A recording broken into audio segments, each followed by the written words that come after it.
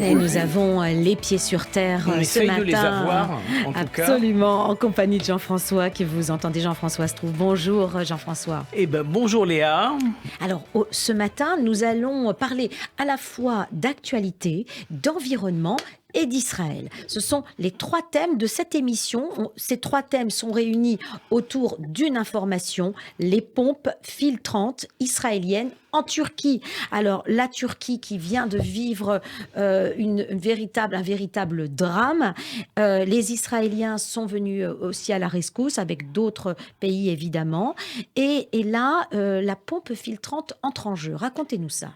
Oui, alors je suis depuis pas mal d'années, évidemment, souvent avec Ilana le jeudi matin, sur des aspects très précis du rapport entre start-up, centre de recherche et environnement.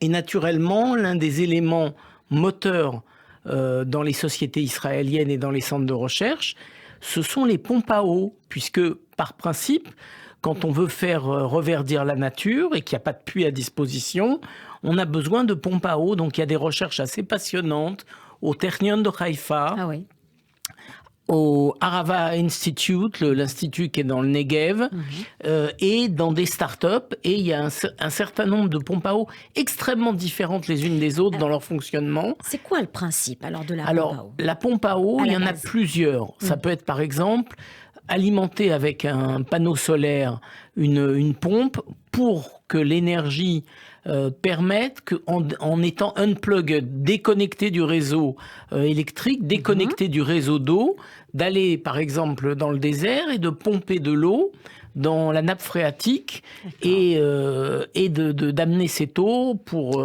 faire de l'eau potable pour les individus, pour les animaux et aussi par exemple, de l'eau pour l'agriculture. Oui, la pompe à eau, c'est pas l'épuration de l'eau. C'est pas l'épuration de l'eau. C'est aller chercher l'eau dans les profondeurs. Dans les profondeurs ou justement pas nécessairement. Pas forcément. Dans les profondeurs, ça peut être en surface. Oui. Alors, l'important aussi, c'est d'avoir à chaque situation donnée une pompe à eau adaptée. Par exemple, là, on est dans des situations où il y a rupture du réseau de l'eau, les canalisations ont littéralement explosé sous l'effet du séisme. Donc des populations de survivants au milieu des décombres, au milieu des morts, des blessés, des survivants ont besoin de boire.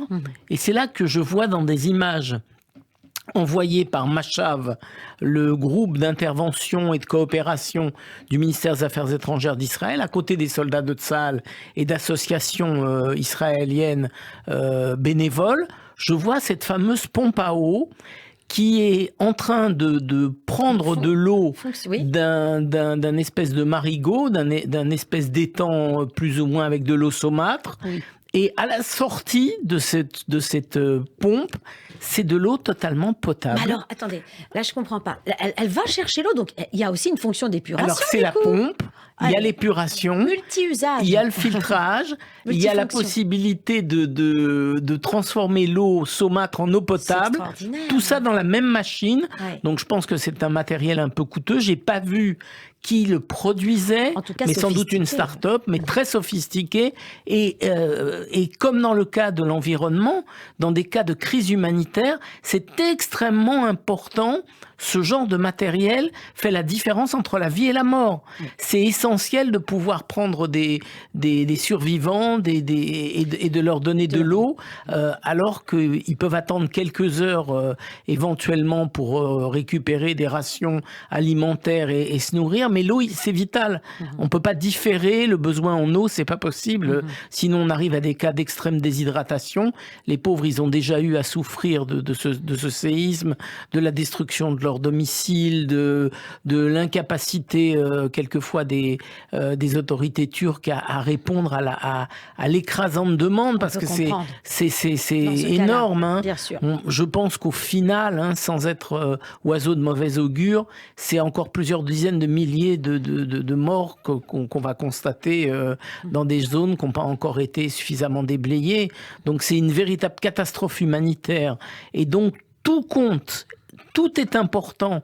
Et c'est pas parce que c'est une émission sur l'environnement qu'il faut pas aussi saluer ces efforts de certains pays comme Israël ou les Émirats arabes unis qui ont créé des hôpitaux de campagne susceptibles de soigner des milliers de blessés et d'aider à la lutte contre les traumatismes provoqués par cette catastrophe. Oui, et de toute façon, on parle de cette pompe à eau, ça concerne aussi l'environnement.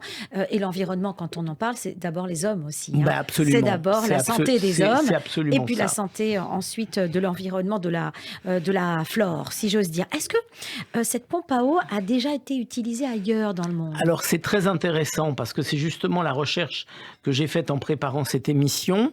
Donc il y a des scientifiques du Technion qui ont mis au point une pompe à eau unique en son genre, alimentée exclusivement par l'énergie solaire, afin d'améliorer le rendement agricole dans les régions isolées, toujours hors réseau, toujours unplugged.